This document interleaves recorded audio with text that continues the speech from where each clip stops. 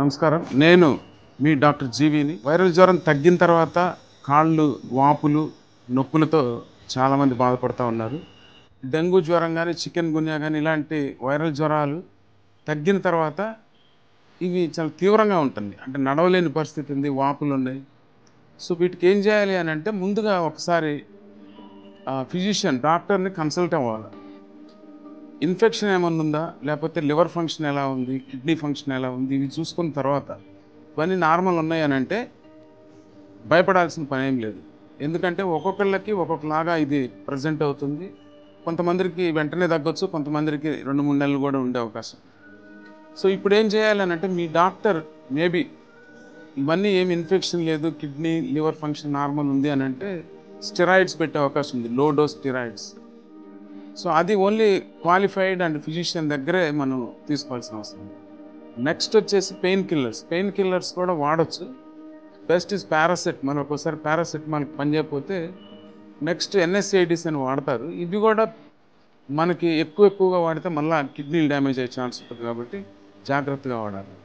అలాగే దాని మీద అంటే ఎక్కడైతే స్వెల్లింగ్ ఉన్నదో, పెయిన్ ఉందో అక్కడ లోకల్ అప్లికేషన్ అంటే ఆయింట్మెంట్స్ కానీ స్ప్రేస్ కానీ వాడితే బెటర్ అన్నమాట. సో ఇంకా ఏమన్నా వైద్యం ఉందా అంటే నొప్పి తట్టుకోలేనంతగా ఉందనంటే ఎన్ఎస్ఐడిస్ వాడాల్సిన అవసరం ఉంటుంది. అది కూడా ఎక్కువ రోజులు కాకుండా.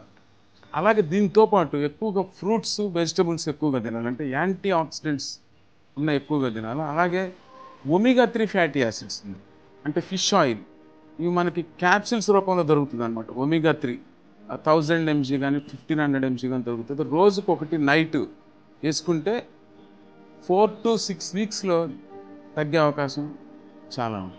అలాగే టర్మరిక్ ఎక్కువగా మనం కూరల్లో కానీ వీటిల్లో టర్మరిక్ రోజు మిగతా రోజుల కన్నా కొంచెం ఎక్కువగా వాడితే దీనికి కూడా ఈ యాంటీ ఆర్థరైటిక్ క్యారెక్టర్స్ ఉన్నాయి కాబట్టి తగ్గే అవకాశం ఉంది. అలాగే అవకాడో ఇట్లాంటి any fruit or vegetables antioxidants ఎక్కువగా ఉంటాయి కాబట్టి ఖచ్చితంగా మిమ్మల్ని రిలీవ్ చేస్తాం.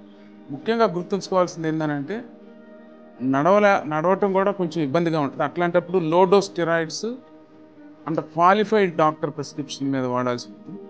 అలాగే పెయిన్ కిల్లర్స్ కూడా ఎక్కువ డ్యూరేషన్ వాడితే మళ్ళీ కిడ్నీస్ డ్యామేజ్ అవుతుంది కాబట్టి అది కూడా క్వాలిఫైడ్ ప్రిస్క్రిప్షన్తోనే వాడాల్సిన అవసరం ఉంది. అంతేగాని వేరే విధంగా భయపడాల్సిన అవసరం అయితే లేదు.